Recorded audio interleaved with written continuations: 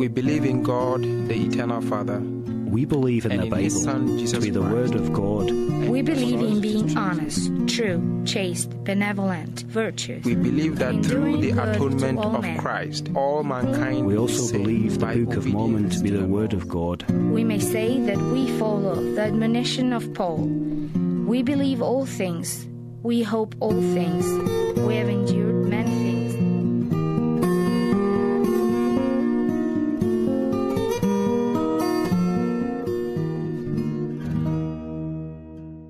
Welcome to Why I Believe. My name is Rick Starr, and today our guests are Troy and Anya Patti. We're talking on the phone with them from London, England.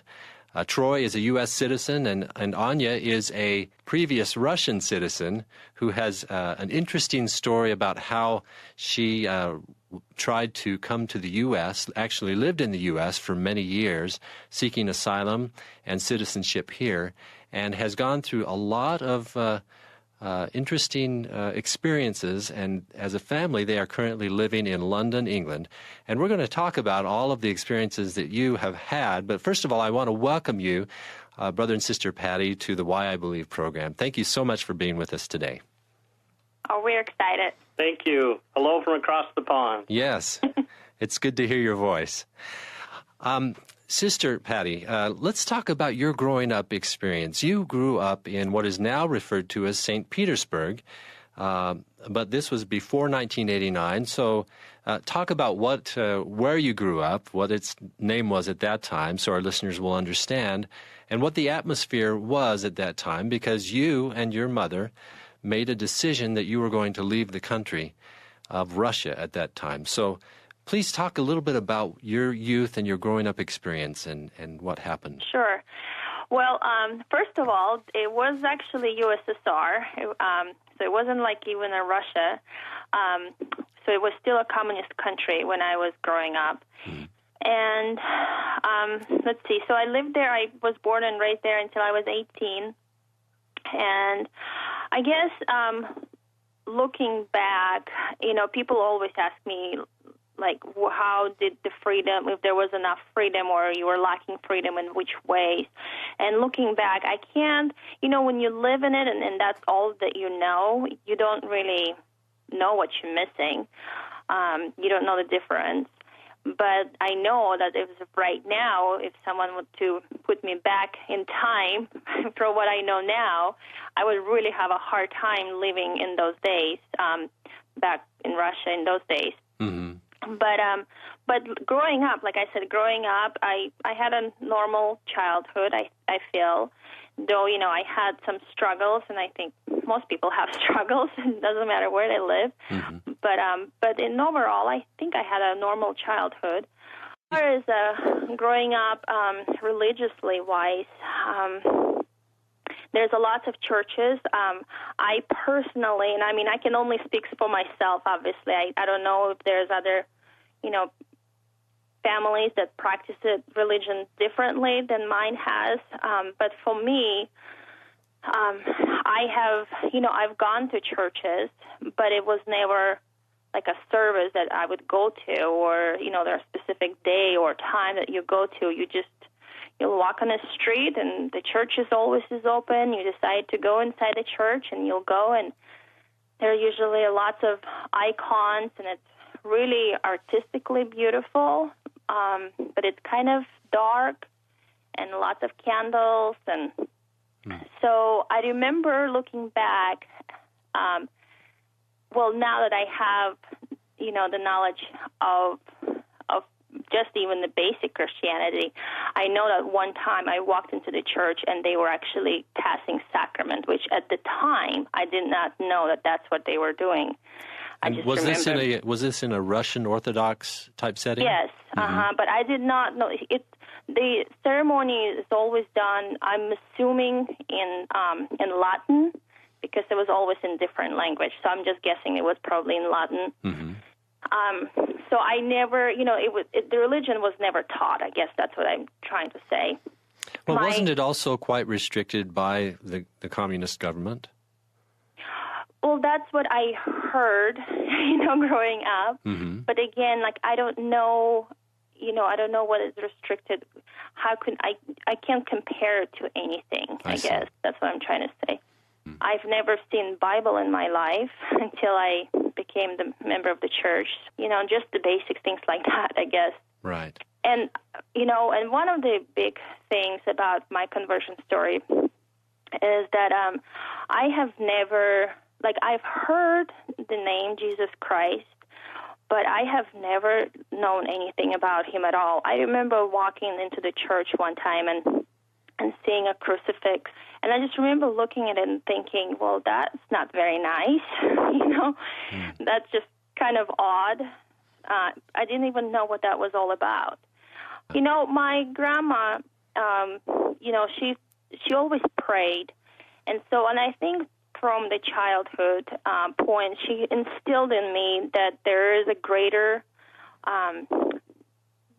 supreme being out there, and they call them God.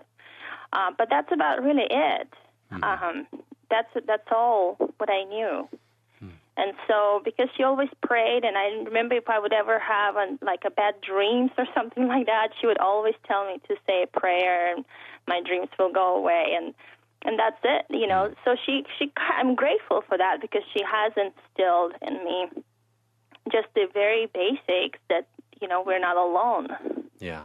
But other than that, I didn't know anything. Well, Anya, you and your mother made a very important decision in your lives to leave Russia.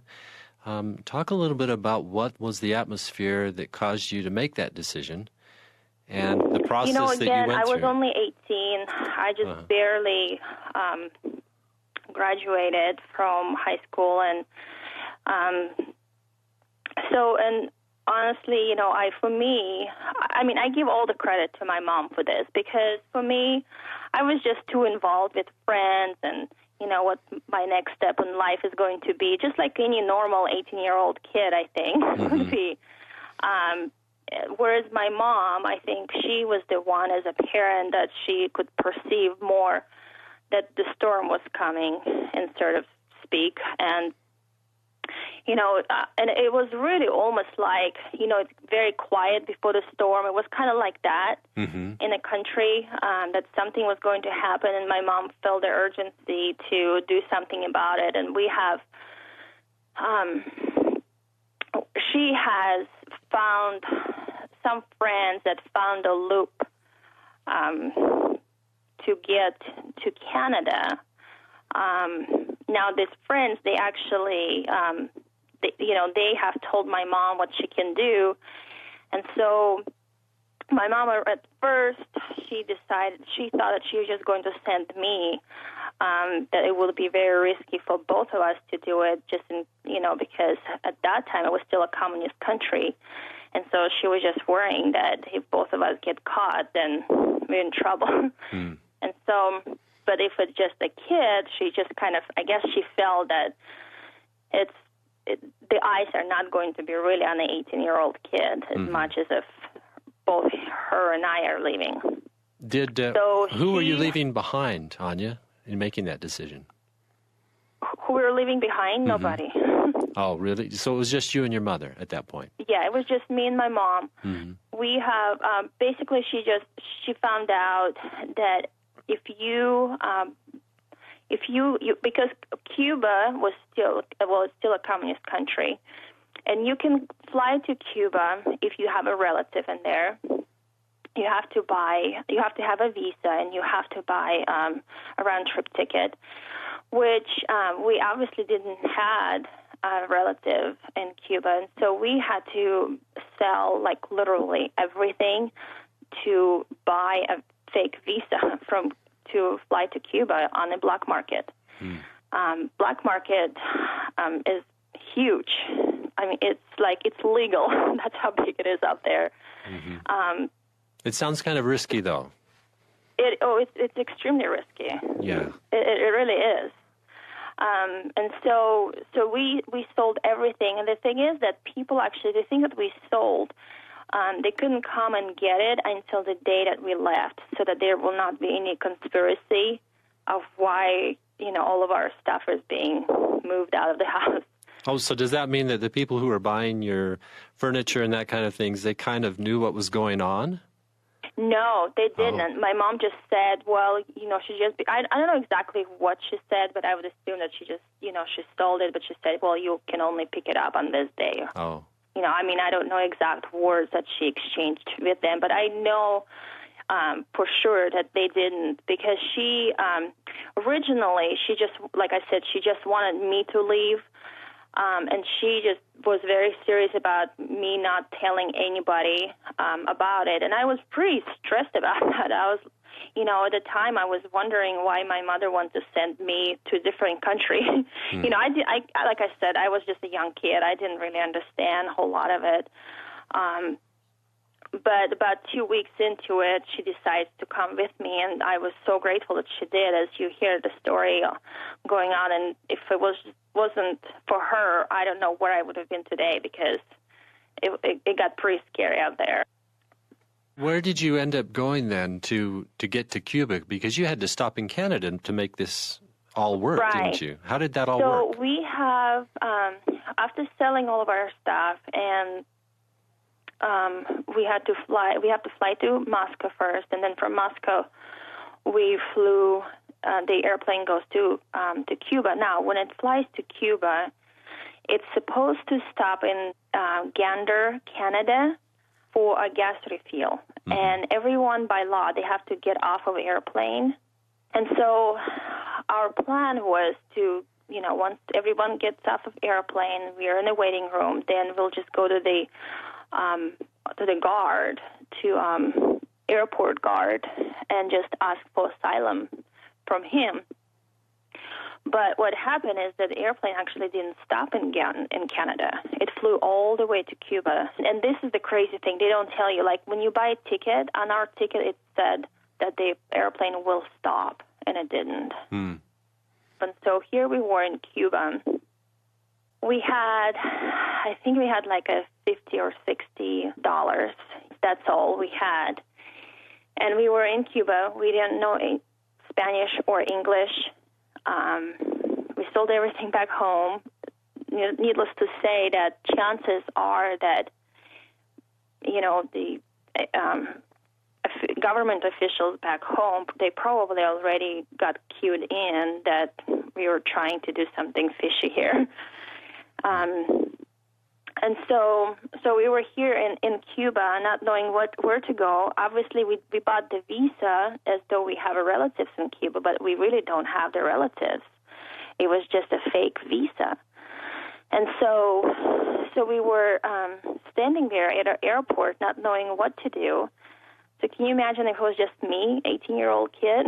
Yeah, that's good your mother went with you. Yeah, I know. And so we were just standing there, didn't know what to do, where to go, and then, people just, it's a very small airport in Cuba. And so then this lady came, and she spoke Russian. And she just came straight to us, and she just like, why, are you guys the last one from the airplane? And we said, yes, we are. And then a few minutes later, she comes back again. She's like, are you sure there wasn't anybody else? We're like, no, we're pretty sure. A few minutes later, she comes back again and goes, well, why are you guys not going anywhere? No one is waiting for us.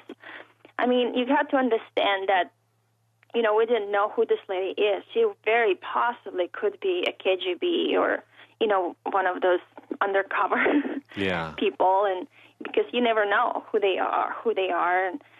And so my mom, she just made up this story, like right there in the spot. And I just remember looking at her and thinking, I hope they don't ask me to repeat it because I have no idea what you just said. But this lady, she was just so sweet to us. She just took us in. She put us in the hotel for the night, and then the next morning she came back and brought another lady who is actually Russian, and she's married to Cuban, and she's been living there in Cuba. And so this another lady, she welcomed us to her home and let us to stay there, and she was just such a Christ like an angel. for us in there. And my mom, she had to go and meet. We were in Cuba for 4 days. She had to go during that time and meet with officials. I think they were Russian officials, and square away for us to be able to fly back to Russia. Mm-hmm. And I have no idea until this day. She wouldn't tell me what happened in there and what she said. What she wouldn't tell me, and all what she says is some things are better left unsaid. This is your mother? Yeah, Mm-hmm. and so I have no idea. But knowing the corrupt government that it is, I'm sure there was nothing good that happened in there. So. Mm-hmm. So let's just take a minute and let our listeners know. You're listening to Why I Believe on the Mormon Channel, and today our guests are Troy and Anya Patti, calling us from London, England right now, and we're talking about Anya's story as growing up in Russia. Explain what happened then. You're in Cuba, and what are you going to do now? Well, so whatever she did, we were able to get the tickets to go back. Now, to go back to Russia, obviously, to USSR. And so, we were just hoping and praying that the airplane will stop in Canada this time, because this was our last chance, and it's almost like jumping through the fire and hoping that you don't get burned, because we sold everything. We don't have anything back home. By this time, for sure, there's a government officials that would be waiting for us back home, because they know what we are up to at this time. And so, if we were to go back, my mom for sure would have gone in jail. I don't know what would have happened to me. Most likely I would have been probably in jail too, because I was 18, and so I was considered to be of legal age. Mm-hmm. So, but anyway, when we got on the airplane, it was a big airplane, and my mom, she's like, I remember her telling me, she's like, wow, this is a pretty big airplane to fly, without a stop. And so they started announcing in different languages of the flight plan. And so first they announced it in Spanish, and of course we don't know Spanish, but the names, they're very similar. And I swear they said the word gander when they were making an announcement. And I said, Mom, I think they said the word gander. Now, gander is the stop in Canada. Mm-hmm. And she's like, no, they didn't. And I was like, okay, well, I don't know Spanish. Maybe they didn't. And so then they spoke in English. And again, I heard the word gander. And I said, Mom, I know they said gander. And she's like, no, they didn't. I was like, all right. Mm. And then they spoke in Russian. And they said gander. And so I looked at my mom, I was like, Mom, this is your own language. They did say gander. And she just smiled, and she's like, you can sleep now.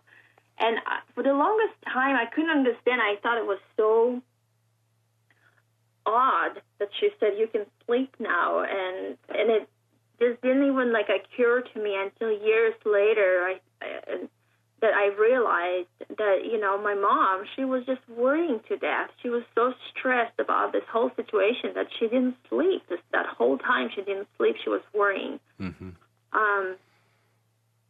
But when we flew to Canada, the airplane stopped, and everyone had to, leave the airplane and go to the waiting room. Now, we have memorized the only phrase in English that we knew. And keep in mind, we were memorizing this between each other. So it was like a blind leads the blind. Mm. She just found phonetically how to say it from somebody. And so we were memorizing it, hoping that what we were saying made sense. What was it that you and your mother had memorized? Oh, yeah. So we memorized... I'm from Leningrad, USSR. I'd like to stay here. Help me, please. Hmm.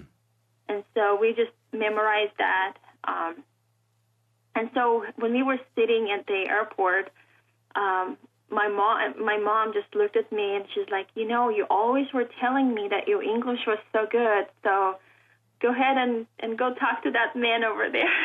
So she actually, you know, made me to go and talk to the airport guard, which I think was a smart on her part, because if we both just gotten up and went to the guard, they probably were hidden agents that were looking for people like us, you know, trying to escape, that could have gotten us.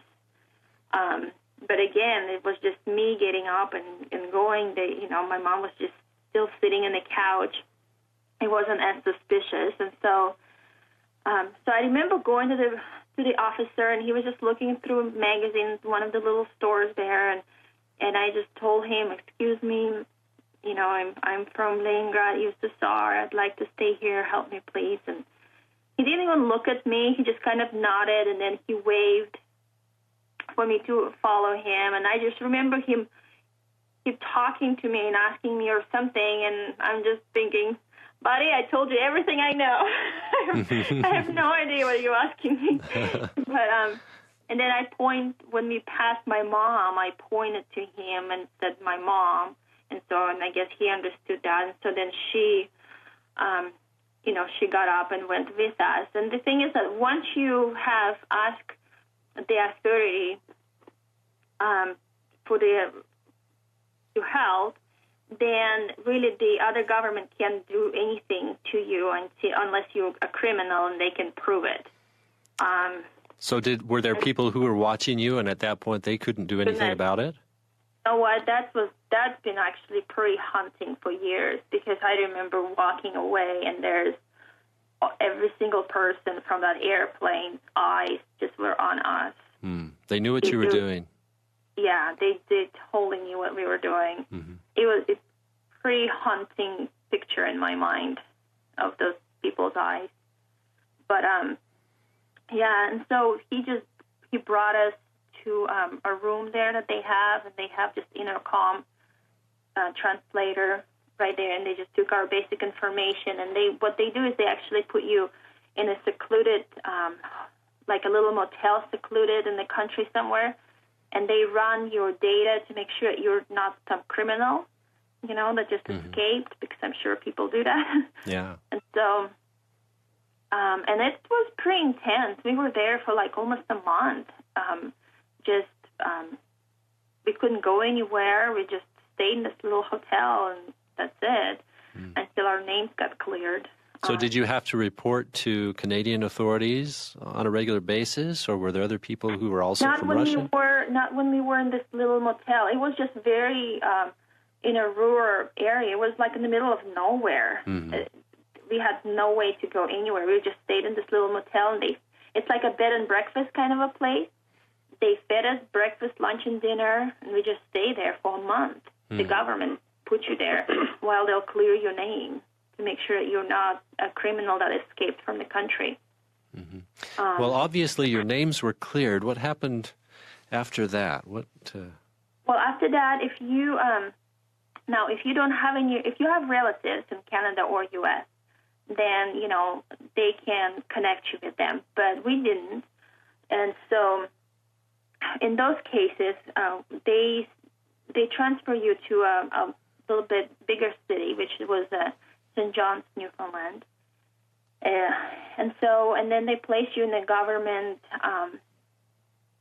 like a building where you live, like a housing, government housing. The most, silliest thing ever, they don't allow you to work, which was really hard, I think, for my mom, not because she's a hardworking woman, and they not allow you to work, and so they pay you little money just to get, buy your groceries and stuff like that, but they pay for your housing, and it's, it's nothing great. Our housing was, well, first of all, the building we were living in, it's funny because I actually wrote an English paper just on that because I feel like it was very significant that I lived there. It was really, really nasty building, really was. It was dark and dirty, and smelly. You just walk in, all the carpets are just penetrated in beer and heavens know what else, and smoke, and the walls are very thin, and you can really hear everything what's going on, and nothing good was going on in the building. It was just like a little studio apartment that you have a kitchen and then a bed, and that's pretty much it. Mm-hmm. And so that's where we were. We were placed there, and we were seeking for asylum. And during that time is when, I remember walking through the hallway of that dreary building, that I saw two young missionaries, and let me tell you, they really stood out. You just don't see two young men in suits and white shirt and ties, and in a place that smelled like a beer, and it's all dark and gloomy, and they were all happy and smiling. Anya, let me just take a quick break here to let our listeners know that you are listening to Why I Believe on the Mormon Channel, and our guests today are Troy and Anya Patti, talking to us from London, England. What was your first thought when you saw the missionaries? Did they approach you and ask you if they could share a message with you, or what happened? Well, when the first time I saw them, that was actually in the hallway that I saw them. I just, they were just looked like they were out of place. They really were. They looked out of place, but they were happy, clean young men. And that was the first time I saw them. And I think it was like a day or two later that I went to visit one of the families that we've met in that building. And they were there. They were visiting that family, and they actually had a translator with them. And so through that translator, missionaries asked me if we would like to hear about God and His plan for us. And I remember thinking, God has a plan for me? Sure, I'd like to hear that. All this time in your life, and you didn't know that yet? No, I did not know that. And so, I think I've learned since that I think most people in the world, they feel like God is something very unreachable. It's very, some being that sits on the throne and doesn't hear you, kind of a thing. You have to go through all kinds of connections to get to Him, if that makes sense. Anya, what was the first thing that the missionaries taught you that impressed you? About Jesus Christ. Mm-hmm. That was the first thing. The minute they start talking about Jesus Christ, like I mentioned earlier, I have never even, I've heard a name, but that's about it. I never knew that He died for me, and I never knew that He walked on the earth. And but also, and this is kind of strikes more on a personal note, I never had a father growing up, and I always kind of felt like I got cheated because I feel like every little girl needs a dad. So I think when I've learned that I had a Heavenly Father, and that He knew me and He cares for me and loves me, that was very dear to me. Sorry. No, that's fine. That had to be a wonderful feeling at that point to know. It was. To know that. So I've gained a father and a brother. Literally. Certainly that was worth leaving the USSR for. Right. Sure was.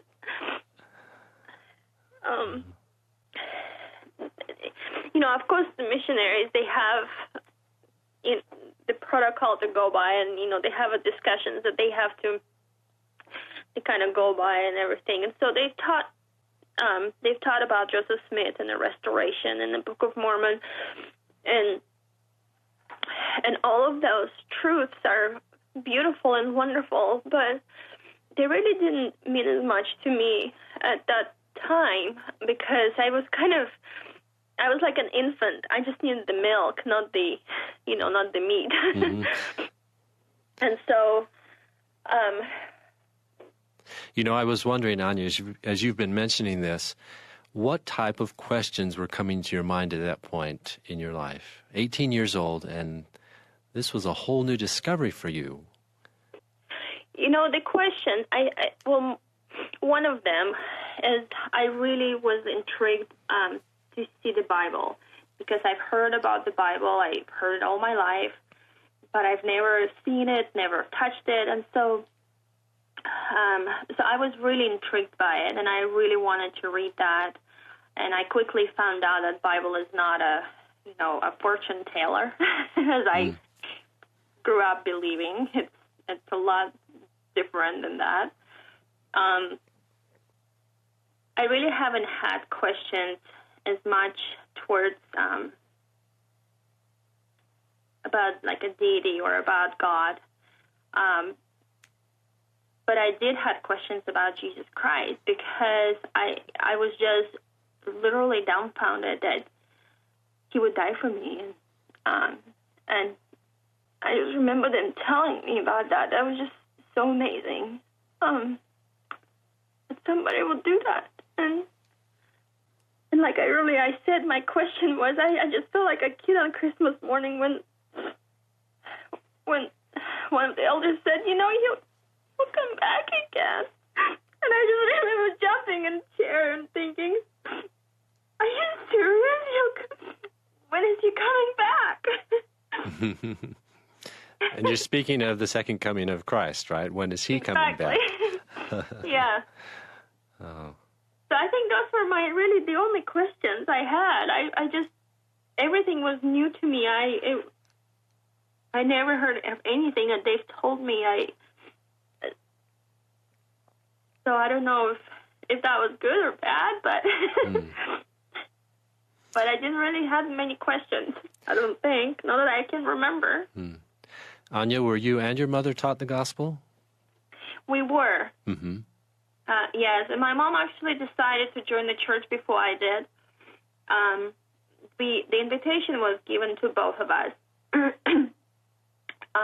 We have, when missionaries were over, we would, of course, the Spirit is present, and so you feel wonderful and good, and everything just feels so great of the things that they teach you. And of course, the minute the missionaries leave, all these doubts start sinking in, and people around you start, asking you and doubting, questioning your decisions and everything. And so in the midst of it, it kind of made a decision that there's no way that the church could be true because, it's only over 100 years old. How can it be true? And so, obviously at the time, we didn't really understand the apostasy and the restoration and how that all worked. Despite that, my mom, the very next day when the missionaries brought an invitation to us to be baptized, my mom accepted it. And I just remember thinking, oh, my goodness, I thought we talked about not doing it. And so, but my mom did. I didn't. I didn't feel like, I don't know, I just didn't feel like it was right for me. And I'm really glad that I didn't, because I didn't really, even though I loved to hear what they had to say, and I felt great, and they've taught me things that were life-changing, I didn't feel like it was right for me to be baptized. And about a month later, and honestly, I felt like the missionaries probably will not come back after I said that I'm not going to be baptized. But they did. They did come back, and they were very good friends. And of course, my mom was baptized, so I was continuing going to church with her. And about within that month, because she was baptized in June, and I was baptized in July. So within that month, one time I went to the baptismal service, And I really, really felt the Spirit at the baptismal service. And one of the missionaries that stood by me, I believe that, he knew that I was feeling the Spirit. And so he invited me to be baptized at that moment, and I accepted his invitation. And once I've accepted his invitation, the Spirit confirmed it to me that it was right, and it was a right decision. Now, I came home that night, and I thought, I probably should read the Book of Mormon. Now, I read Book of Mormon many times before that, but I read it not because I wanted to know, but because missionaries asked me. At that time, I was reading Bible a lot more than I was reading a Book of Mormon because, like I said, I heard about the book all my life. I've never seen it before. And so I only did reading of an assignment of what missionaries would tell me to do. Now, at this time, the impression came to me that I should read the Book of Mormon, and it came purely out of, my own desire. And so when I started reading it, and one of the passages in the scriptures just spoke right at me, and I just remember thinking, oh my goodness, this is really true. And as I said that, it was almost like I kind of mentally stood back and recognized that I just admitted it, that this book was true.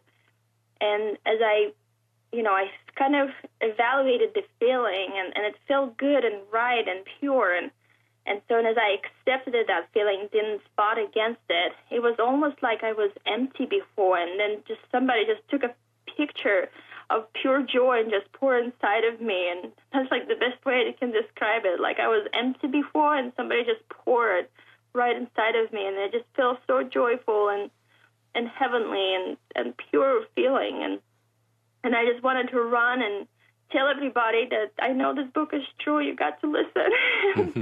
And so, I've said this many times to my husband and to many other people that at that time there was a lot of people around that area that really questioned my decision to be baptized, and they really doubted, and they were asking me all these questions that I didn't know the answer to any of those questions, but yet in my heart I knew I was doing the right thing. And of course, this has been almost 20 years ago, and Rick, tell you the truth, I love the knowledge that I've acquired over the years, the opportunity that I had to know of the gospel, but I would honestly trade that for that just a pure faith, that pure feeling that you have in your heart, that not a scripture, nothing out there can take that away from you, because you can't go against what you know in your heart. Mm-hmm. And that's what I was feeling at that time, and I loved it, and so I'm grateful that I was able to get baptized when I did get baptized, because I've gained my own testimony of the truthfulness of the Book of Mormon, and of course everything falls with it.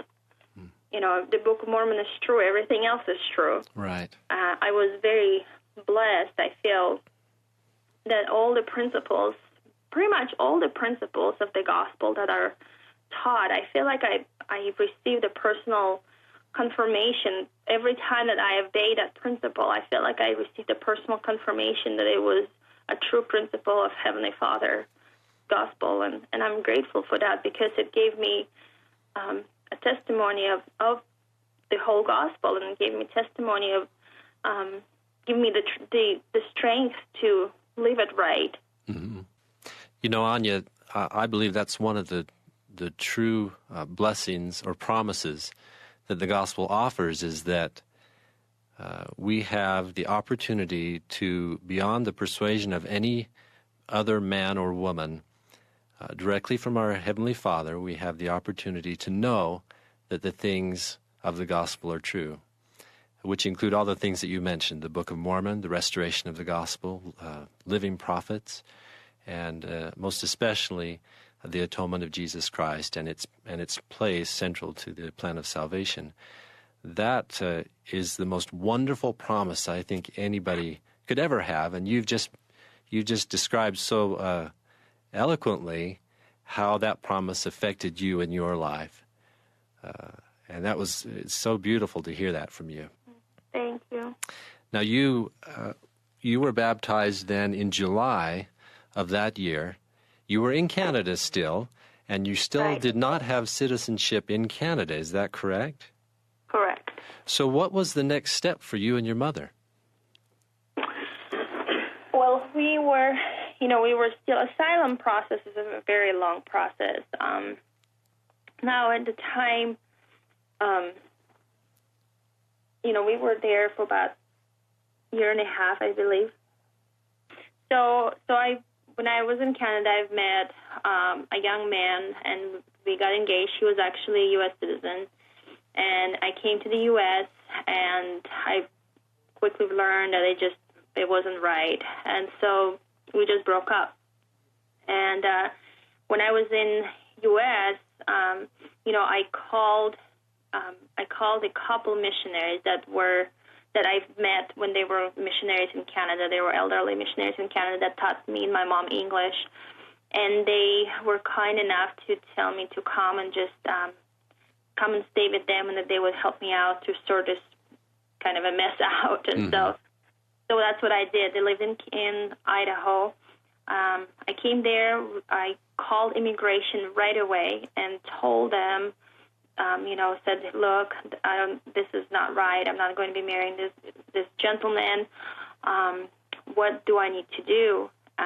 Never once was I told, hey, if you came on a fiancé visa and didn't marry the guy, you have to leave, which makes sense, I would think. But I did not know. And I know it's my responsibility to know those things, but I didn't. But they didn't tell you to leave. Yeah, and nobody told me that I have to leave. What they told me, though, is that, well, go ahead. If any college accepts you, then we can switch that visa to a student visa. So I was like, okay, well, Rick's College then, or BYU Idaho now, was just a few miles away from us. And so I went there, and they accepted me, which was a miracle in itself, because I didn't have any papers proving my graduation from high school, my ability to speak in English. I mean, I didn't have any papers to be accepted to the college, and yes, I was accepted. And so then I have, when a few weeks later, somebody from immigration called us and said, oh, we made a big mistake. You can't really change this visa to a student visa. You just need to apply for asylum. So basically the same thing we were doing in Canada, my mom and I. And so I said, okay, fine. So I applied for asylum, and that's where I were for literally years. Because I went to college. I went on a mission to St. Louis, Missouri. I came back from mission, went back to college for another year. Then I moved to Provo and met my husband, and that's when the asylum started hunting me. So it was a long, all years. So how were you able to move about so freely without any concern from the INS, even to serving a mission? Right. My bishop actually called. That was a concern. My bishop called. I don't know who he called. He called somebody. I would assume he called probably maybe a lawyer or someone who's puts missionaries out in the field, some immigration people, and they said they don't care as long as I stay in the country. They don't care what I do. So the kind of qualification was I have to be in the United States. I can't go anywhere else. And so, with that said, they were able to give me a mission call. This is still, pre 9/11 United States, so a lot of the immigration rules are probably a lot more lenient back then than they are today, of course. Yeah. Let me just take a break here and mention to our listeners that you're listening to Why I Believe on the Mormon Channel. And we are visiting today with Troy and Anya Patti from London, England. And in just a few minutes, we're going to describe why they're in London, England, because this story has two parts. Anya first leaving the USSR to come to Canada with her mother, but after that, there is a very interesting second part to your story. And Anya, you just mentioned that you met Troy in Provo after coming to the U.S., asking for asylum, even serving a mission, and you went to Provo, met Troy. And Troy, it's good to hear from you finally. We need to hear kind of that part of the story. What happened there? Thanks. Just a little bit of background briefly. Growing up for me, I actually had some knowledge of the church. My eldest brother had joined the church. He was quite a bit older than me and didn't live at home, but my mom was eventually a convert and had sent me a Book of Mormon in the Navy, and growing up though, church wasn't something that was very high on my priority list. Didn't really have a priority list, I think. The world was a noisy place, confusing, and I just got swept away in outside influences. I kind of thought that churchy people were just made differently than I was, and I had convinced myself that if there was a God, that surely he doesn't want anything to do with someone like me, with as many faults as me. At about age 26, I was an unmarried father with a vivacious 2-year-old girl. She was a pure little piece of heaven that I could ever imagine. And becoming a father just began to change how I saw myself and the world around me. Having, seeing her grow and realizing that there just has to be more to life than the way that I was living it. And so about that same time, I met a friend who was LDS, and because I had gone to the Mormon church some when I was younger, I started asking him questions, about some of the things that I didn't really understand before. And I listened intently to this good friend who I really admired because I saw such a strong family that he had. He had such a strong moral character. And I felt a glimpse of hope was kind of leaping into my heart as he shared plain and simple truths about the gospel and the plan of salvation and how life was an opportunity to grow, to learn, to overcome our mistakes through the atonement of Jesus Christ. And when he shared with me, especially at a point, when he shared with me a spiritual experience he had with prayer, I knew that what he was sharing with me was the absolute truth. And if it was true, somehow it might also be intended for me to know this truth as well. And that's the thing. I hadn't prayed in years since I was a child. And so later that night, as I lay in bed, a lot of questions raced through my mind, all the things that my friend had been sharing with me.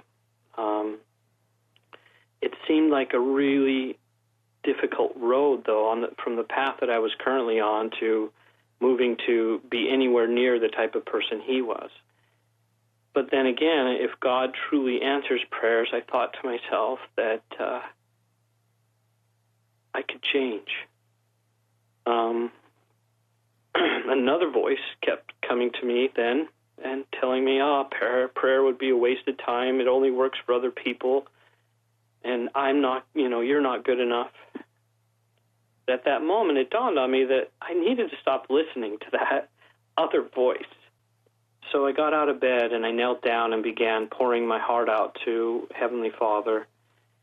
Again, I hadn't approached him in prayer in many, many years, and as I began to pray, tears began to flow down my cheeks, and I felt so much, as I thought about all the mistakes that I had made in my life up to that point, and all of a sudden the walls that I had built over time between God and myself just came tumbling down. Words can hardly describe the feeling. It was nothing like I'd ever felt before. I felt like my entire body, and I've since actually heard other people describe it that way, which has been kind of a confirmation of my experience, as well as that I was being filled with this light and this warmth And all the regret and the sorrow and things those were completely swept away and replaced with this most exquisite feeling of peace and joy and love that I had ever felt. And I think I felt true forgiveness. My heart was just overflowing. I remember it wasn't just the tears. As I felt this warm, good feeling, I started to laugh. Just because of this, the good feeling, I was instantly forgiven of all these things, and it was a weight lifted off my shoulder, and just the knowledge that I knew instantly that God truly exists, and that I'm important, and that I'm His son, and I could have this intimate feeling of truly being known and cherished, and that my life had a purpose. And the prayer lasted a long time, actually. And there was times during the prayer that I would think to myself that, this can't be happening. And just as soon as that would happen, I just felt another wave of joy hit me, and, almost as if, no, you're not denying this. Feel this. And at all throughout the experience, in knowing there's no way I could ever deny this, I kept hearing a real gentle voice tell me, never forget this, over and over again, just never forget this. And from that experience, I knew that firsthand that God lives, and without a doubt that He knows and understands us perfectly. And He's kind and loving Heavenly Father. He's eager to listen when we actually seek Him. And most importantly, He's eager to forgive if we're sincere. And my life changed overnight. I had been drinking and smoking for many, many years, and I never touched another drop of liquor to this day, and never smoked another cigarette. And Troy, how old were you at this point? I was 26. So somehow you had made your way to Provo, Utah, because that's where Anya said she met you. Is that correct? That's right, yeah. How did you meet? I was working at a place while I was going to school at the time, and I told my boss, hey, when these cute girls come in, you put them with me because I want to be the trainer, And it put me with, because you'd often have to train people as they were new, and so I said, put the cute girls with me, and it was just later that night he put me with Anya. And I flirted with her a little bit, huh, honey? A lot of it. So it was a blind date. She was just an amazing personality. She just was different from she just didn't have all this baggage. She was just fun to be around. So we were friends for 2 years, and dated seriously for about 2 months and got engaged. During all of this time, Anya's paperwork was still in for being granted asylum. Isn't that correct? Right. Yeah. So what happened It was with that? about 1.5 years into our marriage. We already had another daughter. So I had my daughter, who was about 5 or 6 at the time, and Riley, our baby girl, was born. And we got a letter from the INS for a voluntary departure. She had 2 weeks to leave. What did you do? We panicked. Yeah. I can tell you, being a U.S. citizen, I took my freedoms for granted in many ways, and this was a real shot to the arm. I had never experienced anything like this. I think emotionally, it was just a big blow to us both. It was just, I don't know, it's so foreign, I guess, is the only way to explain it. I just couldn't understand how this could be happening. And I don't think I did understand. I think even when we were getting married, Talked to our lawyer. Our lawyer, it almost sounded as if, things would be fine once we got married. She'd become a citizen, of course. Mm-hmm. And we weren't getting married because of that, but, so yeah, it was very difficult. It was scary. Let me ask you, what year was this that you were denied asylum? 2001. So you had, Anya, you had been living partially in Canada, but also in the U.S. for a number of years. And right. During that time, since you had left the USSR, politically things had changed back there, right? So was your passport now invalid, your USSR passport? Right, that's a good point that you just brought up. I think that was one of the big things that that was an obstacle, is that I have, when I left, it was USSR. And so when INS said, hey, you have 2 weeks to leave the country because your asylum is declined, basically the lawyer said, okay, yes, you're married to U.S. citizen, your marriage is legitimate, but we cannot process your paperwork towards citizenship until you leave the country and closed up your previous case. So I said, okay, well, we can do it. However, Russia, they wouldn't issue me passport because when I left, it was USSR, and I wasn't there when they reformed to a different government, and they said they basically were declining me as their citizen. And so when she was a woman without a country for a long time. Literally without a country. And so they, and I said, well, if the USSR is going to deport me back to Russia, what's going to happen to me? And they said, well, we'll just have to put you to jail and figure out what to do with you. So a mother with two children in the U.S., and the only way you could go back to your homeland would be to be put in jail. To jail. Right.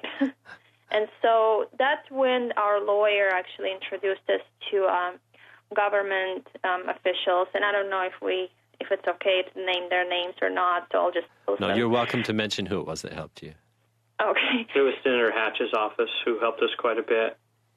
Yeah, they helped us tons, and still are, actually.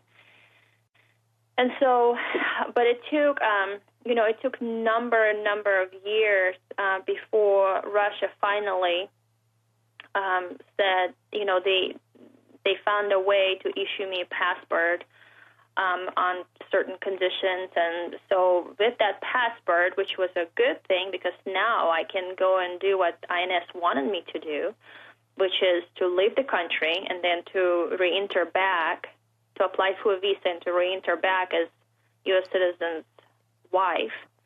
We got our passport when? Like a year ago? A year ago. So it took 7 years to get it. From Russia?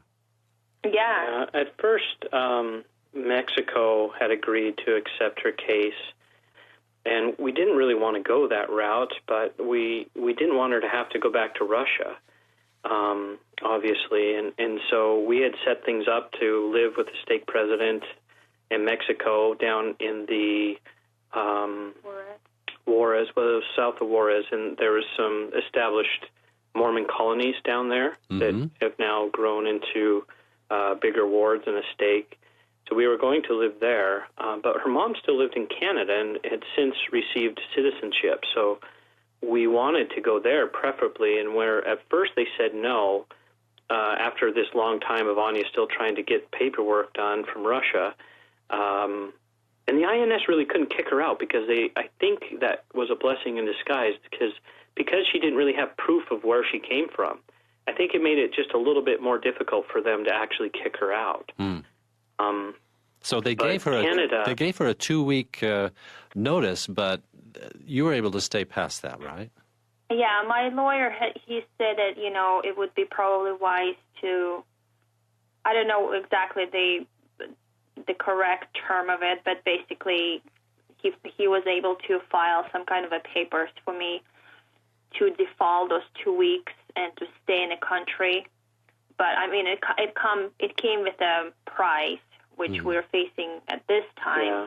So staying past when they asked you to leave, you incur a 10-year deportation penalty where you have to when you do leave, you can't return for 10 years. Which the lawyer at the time felt like we had legitimate reason why I couldn't leave, and so he felt like it should be, easy to waive that the judge will see that I didn't just decided to overstay to have fun.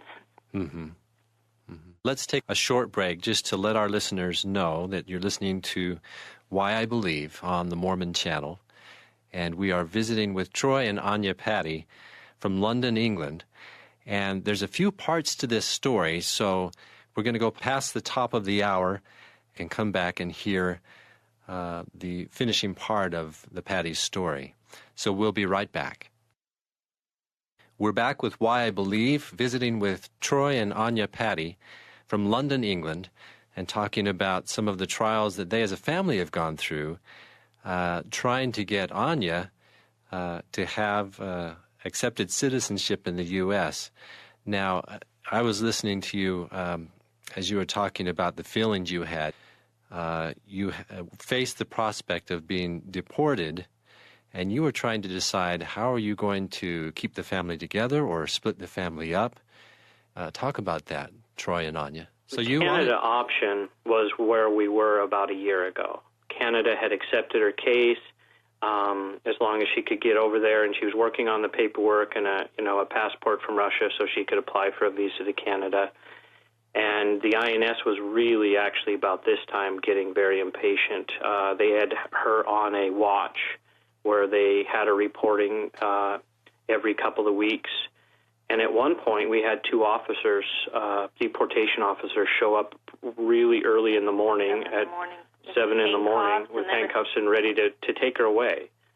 And so, the burden of carrying the weight on our shoulders for this many years, it just was this dark, heavy, looming thing that never went away. And I think, in a lot of ways, it weighed heavily on us to where, it affected us. It affected our lives. It affected a lot of things. Mm-hmm. And then the deadline that the INS had given us was in September of 2009. And like a second deadline. It was a second deadline, but this one was serious because he told her... Because we already have the passport. We had the passport, yeah. Anya had gotten the passport. So now we were just looking for the country that would accept me besides Russia to go to. Mm-hmm. And so we had things underway. By the time we submitted that paperwork to Canada, it was July of 2009, so just a few months before the deadline that the INS was going to kick her out. And Anya received a call from Senator Hatch's office, and all of a sudden they had changed their mind. They had given us a verbal agreement, and when I say they, I'm talking about the U.S. consulate in Canada. Mm-hmm. But they don't necessarily have to accept her. She was never a Canadian citizen. They were just trying to do us a favor. But they changed their mind. And that was devastating news because Anya was 6 months pregnant. Fifth child. Yeah, and, how would your this fifth baby... child? Fifth, yeah. Yes. And how would this baby, be born in Russia then? And how would I support my family? How would we be able to... I mean, we start looking for, just a way of possibility of us even living as a somewhat normal family in Russia and just like Troy mentioned, how he's going to support us, but also, the visas, I found out that my children, and Troy included, they can only come for 90 days visas, and they can only take them twice in the same year. That's if you're in Russia? Yeah, and so anyway, we were just trying to see if there's any way that Troy can maybe possibly find an employment with an American company in Russia. I mean, it was a mess. It was just completely stressful mess. And, and I just remember during that time, Troy was actually on a business trip in San Francisco, and he'll tell you about his experience a little bit. But I remember during that time and just was so... being pregnant, I'm sure all the hormones doesn't help. I'm feeling emotional, but I'm just feeling so disturbed and going to I went to the garden at my home and just, it was literally one of those experiences in my life where you can choose which way you're going to go. And I remember so specifically, Rick, it was so clear in my head. A voice said, just get angry with God. It was so clear. And I just remember thinking, how can I get angry angry with God. He's my only hope. But I think it's one of those voices that we, as children on earth here, we hear those voices, and sometimes they're more clear than other times that makes us to choose. I can really see how it would have been so easy to take the path of being angry with God. So easy, because I feel like I lived my life right. I didn't do anything wrong. I have this beautiful family and children, and why did they have to go through this? I could have so easily to get angry with God, but I couldn't. I couldn't, because, like I said, he was my only hope, and then I called Troy. And go ahead. Anya called me. I was on a business trip in San Francisco, and of course the news was devastating. And I didn't know where to turn. I didn't know what to do. And luckily, a business associate of mine that was with me asked me, do you need a priesthood blessing? And I needed one at that time more than anything. And it was the turning point, I think, in the whole thing, because up until this time we had been focusing on finding a way to create for Anya to leave and for me to stay and keep my job and try to balance life in this really unorganized way. But that's just all we saw, because we didn't see any other options.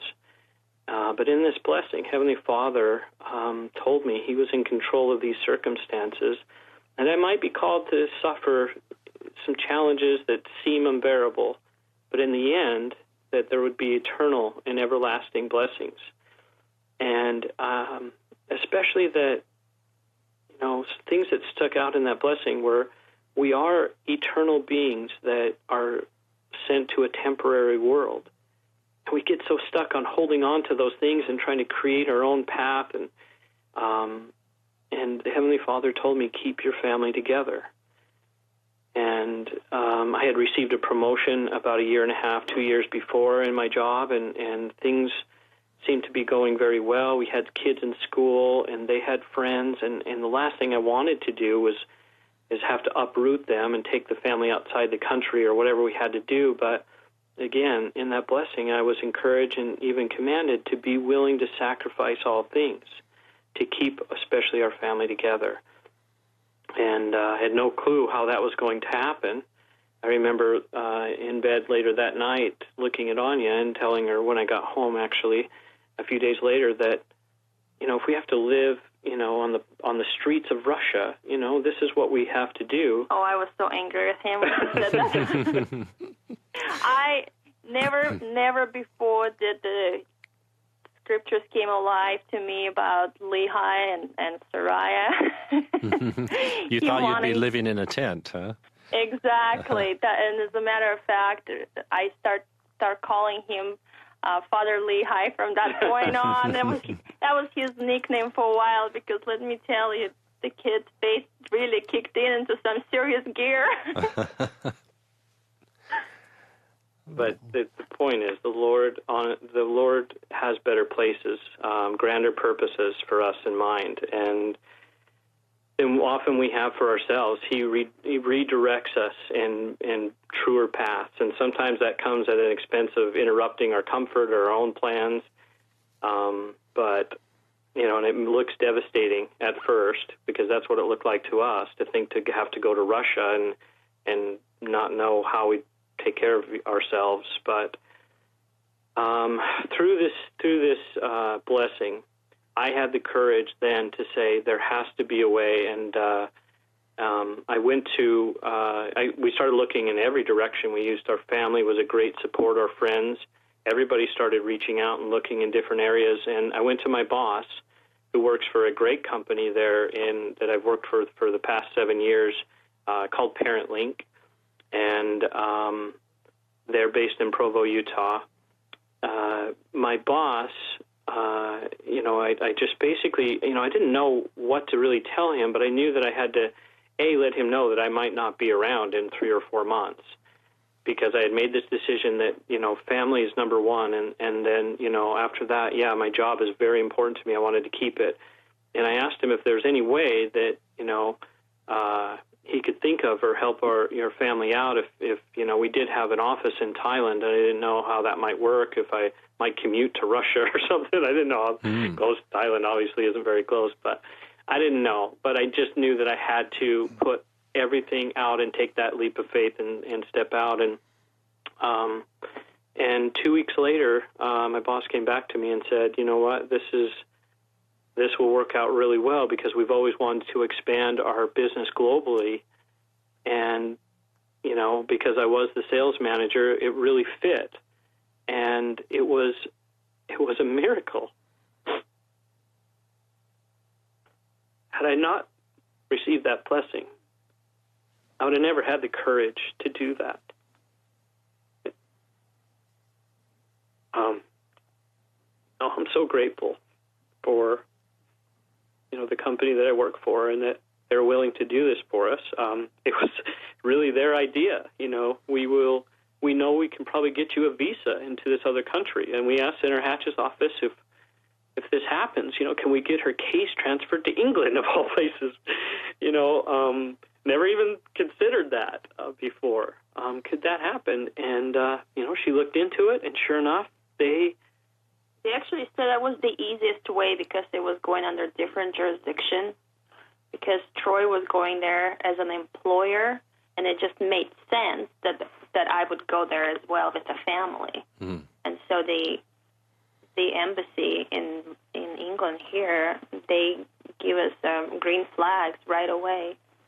So the way that opened up, Troy, if I understand this correctly, is your company offered to you to open an office in London, England, which happened to be the place that would make it the easiest for Anya and the family to stay together. Is that correct?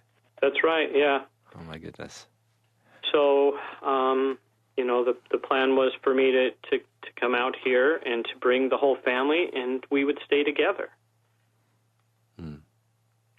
Which, hadn't been really an option before. And so in doing so, the object would be to have her live here, because now she appeases the United States. They don't need to kick her out anymore. And while we're here, she can process the new paperwork under our marriage to re-enter the U.S., which is still going to be very difficult while we live here, because we have those waivers. We have the 10-year penalties that we're facing, which will be a little bit tricky. But, everyone we've talked to legally and who has experience feels that it can be done. So far we've been here for 3.5 months, and we think it'll take just about probably a year. But it could, there were stories before we left that, some people it had taken 4 or 5 years in different countries. So we're hopeful, and we love it here. We're enjoying it. Our family has bonded in so many ways. This has been such a ridiculously grand blessing in our lives.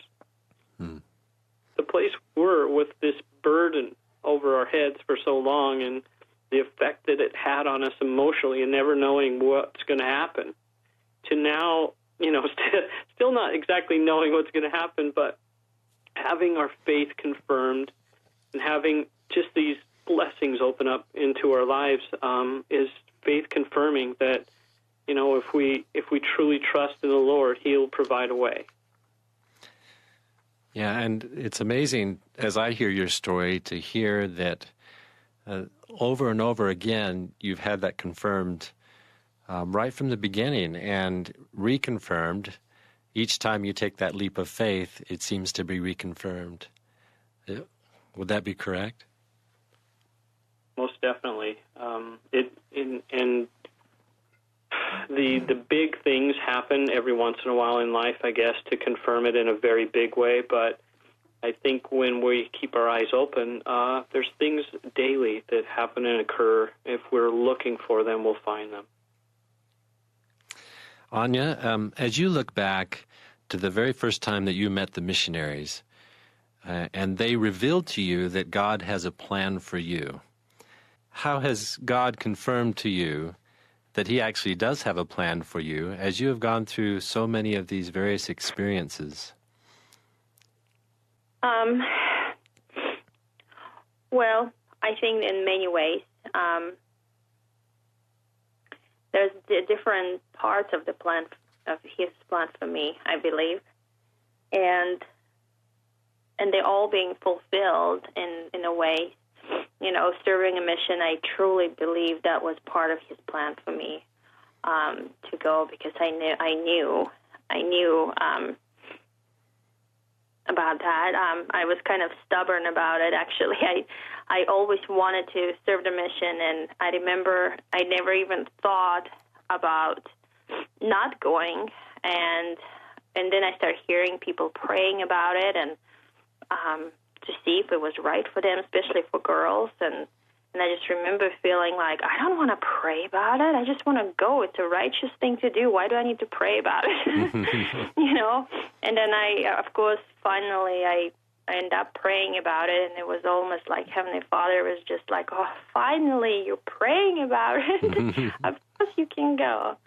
So I know, you know, and there was a lot more to that than just what I just said, but I knew that was part of his plan for me, is to serve the mission, definitely.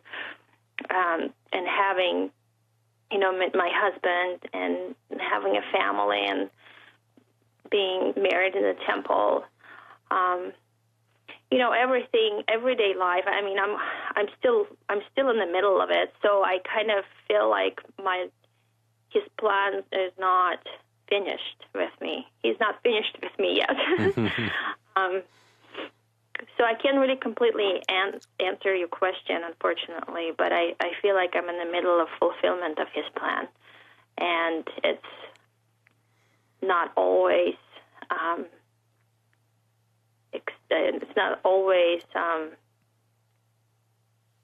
you know, rainbowy and beautiful kind of a thing. It's scary at times and frightful, and but just like Troy said, you know, in the end, if we put faith in him, you know, Heavenly Father always comes through for us. And basically, you know, you don't know who you are. You don't really until you have challenges in your life, and they're the one that reveal who you truly are. And so I believe that all the challenges that I face and my family goes through, and that it's, you know, it reveals who we truly are, and I pray that we will shine through it. That, you know, that when it's all said and done, that we will be a good examples to people around us, and especially to each other, for Troy and I, and to our kids, most importantly, that they can see their parents as an examples and the pattern for their own life. I don't know if that answers your question, but...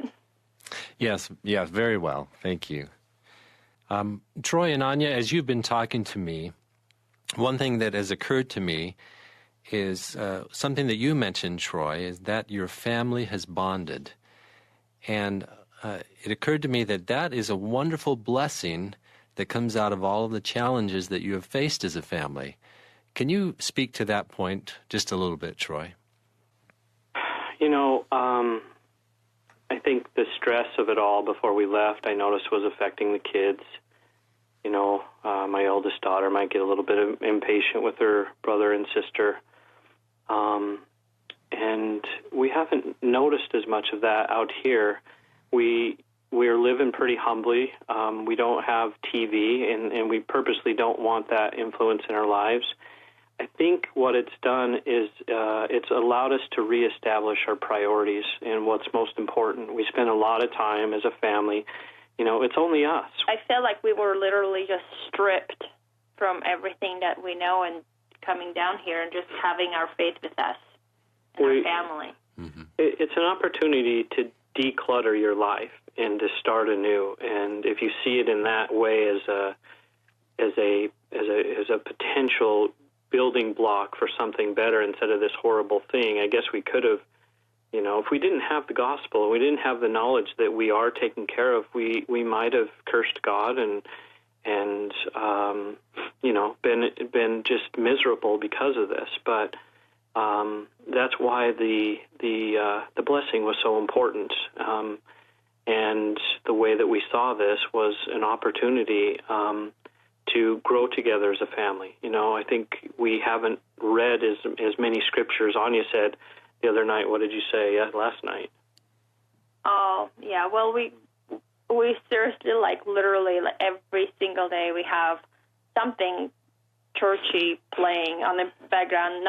It's either music or we're listening to your channel, one of the firesides, or something that has to do with church and the gospel is constantly on the background in our home, constantly. And even though we went to church every Sunday, we try to do family home evenings. We're trying to say prayers. I mean, we do it like one of those ABCs that every family, LDS family, should do. We really, strive to do those things. But yet, here, it's just deeper. I don't know how to explain it. Deeper. It's the refiner's fire. Mm-hmm. You get placed in a situation where, you have to be strong. You have to bond together, and we've been able to do that. We've been blessed in there's many little miracles that have opened up for us here. Our ward is amazing. The Orpington ward, they welcomed us with open arms. They had visiting teachers over to visit us right away, or in-home teachers. And, we have callings right away, and we just feel like, we can make a difference here. And we want to share a piece of the great blessing that's been given to us, to the members of the ward and people here, and also all the beautiful people of England. We feel like it's I've never got to serve a mission, and I always wanted to, and so I carry around the little missionary handout pamphlets and things, and we're enjoying those little opportunities to share the gospel. That's wonderful. Troy and Anya, as we conclude our program today, of course, the title of our program is Why I Believe. And if we could conclude with both of you sharing a little bit about why you believe in the gospel of Jesus Christ and its importance to you in your life. If you would share that with us before we close today, please. Troy? Troy, and then Anya, please. The reason I believe in my Heavenly Father and in a Savior is because I have felt His guidance in my life. I have felt His presence in my life. I have felt the simple truth of the gospel plan and the plan of salvation. In times where it seemed the most dark and troubling in my life, I've been able to turn to Heavenly Father and feel peace and comfort and know that there is a plan for me, and that as I'm striving to do and follow Him, that things will be well and taken care of.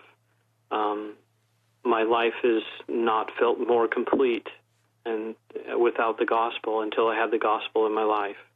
And it's a complete difference between night and day. When I got on my knees, before I got on my knees that night to pray, I felt like as I prayed and my prayers were answered, there was kind of the clouds dispersed from my mind. They dissipated from my mind, and all of a sudden I could see. And that's what the gospel means to me. Thank you so much, Troy. I actually, Rick, I actually have thought about that question quite a while, way before I even learned of your channel, why I choose to believe. Because I feel like life gets at you, I think, a lot of times. And what I mean by that is that we get distractions. And there, material distractions, friends, families, there's different distractions. And so sometimes I think we can get justifications of be partially obedient, I guess. And so lots of times I would ask myself, why do I choose to believe, and why do I choose to go to church and do this or that? And so to answer that question is that I choose to believe, or I said I believe, because there's nothing out there that brought me more assurity and peace in my life in this crazy world, because we live in a crazy world. And I think some parts are more crazy than others, but it doesn't matter where you are. You can always find that same peace, and doesn't matter which church you go to, in either it's in England or in Utah or anywhere else. It's the same feeling that you feel, the same spirit that you feel. So I believe, because I wouldn't want my kids to be growing up in anything else but this. I'm so grateful that they get to have, they were born in the covenant. I'm so grateful that they're growing up learning about Jesus Christ that I did not know. And sometimes I just have to kind of stop myself and look at my kids and just get so overwhelmed and grateful. You know, my 5-year-old, she knows who Jesus is, and she always tells me when I tell her to eat vegetables, and she says, because that makes Jesus happy. And so, you know, and I'm just grateful. I mean, it's really silly things, but it's the faith of little kids that they have in the correct principles, and I'm grateful for this gospel because of the covenants of the temple, and I'm grateful that my children are growing up with a righteous and faithful father, and that means a whole lot to me. And I believe in this gospel because I know in my heart it's true. Thank you, Anya. And thank you, Troy.